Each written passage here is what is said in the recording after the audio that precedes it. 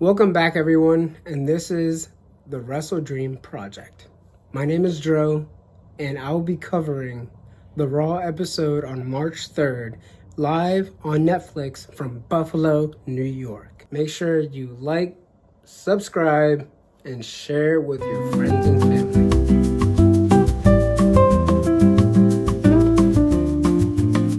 The first segment starts out with CM Punk arriving in a black SUV, getting out the driver's seat, and in one perfect shot, making his way towards the ring, immediately grabbing a microphone. And if you're a CM Punk fan like I am, you know he is going to spit some truth on that mic. He immediately says, "Who wants it first?" And he's asking Pat McAfee, he's asking Michael Cole, he's asking the WWE Universe. The first person up is The Rock, Dwayne The Rock Johnson. And I think there was a little small callback to the Boxing with God promo that he did in 2013 when he says, "Whenever you decide to grace us with your presence, I'll be here to kick your ass." And he mentions it after he does the goosebumps. And he says that he's just pretending to love the people in the audience, pretending to be here even though he's never here. He follows up with talking about John Cena. And John Cena, as we all know, he was, basically given that chance to be in Elimination Chamber, and it's brought up by CM Punk. However, CM Punk did say previously that he doesn't mind the fact that he was given an opportunity like that because, in his mind, he deserves it. In our minds, we definitely think that John Cena deserved that chance in the Elimination Chamber. Along the lines of his promo, he does say he was going to make John Cena wish that he never did that. He then brings up Seth frickin' Rollins. And at this point, Seth already heard enough. So, what does Seth Rollins do? He immediately comes out, and we get one of the best brawls we've ever seen, especially as an opening segment that lasted about 8 to 12 minutes, give or take. Of course, I was watching on Netflix with the ads, so they kind of, I had to watch an ad for about 3 minutes. So next up, we have Otis against the World Heavyweight Champion, Gunther. And Gunther has been away from action, especially on Monday Night Raw, Friday Night SmackDown, even on PLEs. He doesn't get that much wrestling time. And I thought Otis was the perfect opponent for him going into WrestleMania season, going into his main event match against main event Jey Uso. I thought it was amazing. I thought Otis really showed exactly who he was. You have a chopping battle just going back and forth. I thought that was amazing. So after the match, we have Akira Tozawa, who faced Gunther last week. He comes in and gets powerbombed onto Otis. And then you have main event Jey Uso coming out to save Alpha Academy. And I don't hate it, but I don't think it adds anything to this story. The next segment we have is, of course, the women's IC title with Lyra Valkyria, who is the champion, against Ivy Nile. And this match was amazing. And Ivy Nile has been, in my opinion, has been underrated going into American Made. And, of course, you have Chad Gable in Mexico learning the lucha style just so he can defeat basically every luchador that they have in WWE.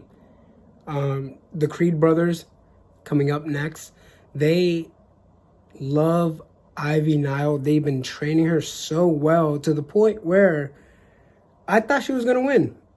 But at the end, she gets hit with the Nightwing by Valkyria, and Valkyria retains her championship. Before the Creed brothers get into their tag team title championship match, we have Ludwig Kaiser in the ring cutting a promo on Penta El Cero Miedo. And I think Penta has the best entrance in WWE today. The pyro that they use is perfect for him.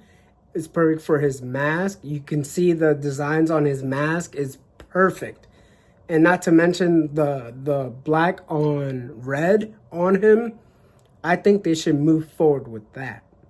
So after a promo from Ludwig Kaiser, we have Penta.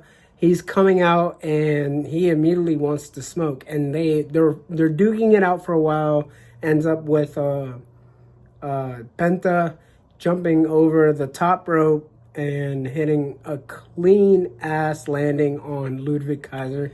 Now we have the tag team title match between the champions, the War Raiders. We all know them. And then we also have the Creed brothers. The Creed brothers have been athletically gifted since birth. And they showed it on display in this match. You have Julius, who hit a shooting star press. And it was the cleanest shooting star press I've seen since Evan Bourne.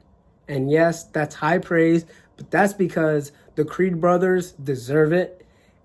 What they did not deserve was to lose. They lost the championship match, but that's okay.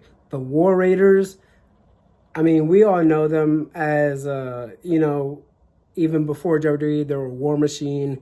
In WWE, there were War Vikings, Viking Raiders, the Raiders. It was a whole ordeal.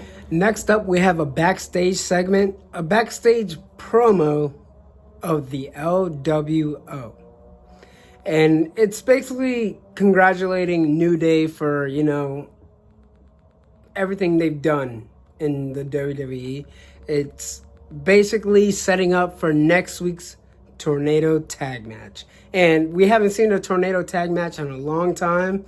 And if you don't know what that means, it means there's no tags. You just have 4 people just going at it. Whoever picks up the first pinfall, submission, or whatever team gives up, that's how you win the match. La New Day no vale nada. The next segment we have is Finn Balor inside the ring, cutting a promo on Braun Breaker, who's in the nosebleeds at this point behind Jackie Redmond. And basically what Finn Balor says is that he's a rookie, and inside the ring, he can't touch him. And the dogs were barking. You have Braun Breaker literally going down from the nosebleeds all the way into the ring, and they have a good back and forth. You have Carlito in the way. You have Dominic Mysterio in the way. Judgment Day is always going to have that backup. And at the end, we see Dominic basically taking Finn Balor from the bottom rope to save him from one of those spears where he hits the rope at least 20 miles per hour. And that's not an exaggeration. That's a fact. Look it up. And then you have Carlito. He was the unlucky one. You look at Braun Breaker, and he turns the corner as quick as he did in the NFL at Kennesaw State. You see him spear Carlito. Carlito sells it to perfection, and then we have our Mania match. At least that's I think that's the way they should go. But if that's not the way they go, well, eventually Finn Balor versus Braun Breaker needs to happen. Before the main event, of Io Sky and Rhea Ripley, we have a backstage promo by Jey Uso.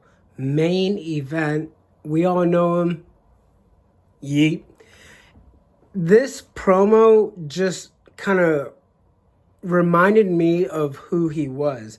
Because for a long time, he was the underdog. He was just the brother of Jimmy Uso. And then he ended up building his own ladder. That's the best way to put it. And now I really believe he might be able to beat Gunther at WrestleMania. So we made it to the main event of Monday Night Raw. We have Io Sky as the challenger. We have Rhea Ripley as the champion. And we have Bianca Belair sitting next to the commentary table. She's not on commentary. She just wants to watch because she knows after winning Elimination Chamber, whoever wins this match is her opponent.